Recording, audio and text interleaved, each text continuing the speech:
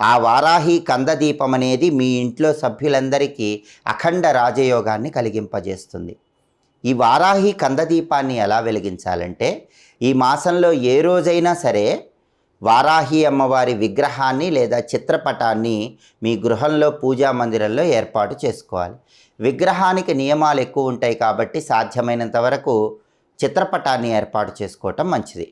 వారాహి అమ్మవారి ఫోటోకి గంధం బొట్లు, కుంకుమ బొట్లు అలంకరించాలి. ఆ తర్వాత ఒక కందగడ్డ తీసుకోవాలి. ఆ కందగడ్డని శుభ్రంగా నీళ్లతో కడగాలి. ఆ తర్వాత ఆ కందగడ్డకి పసుపు బొట్లు పెట్టాలి. కందగడ్డకి కుంకుమ బొట్లు పెట్టాలి.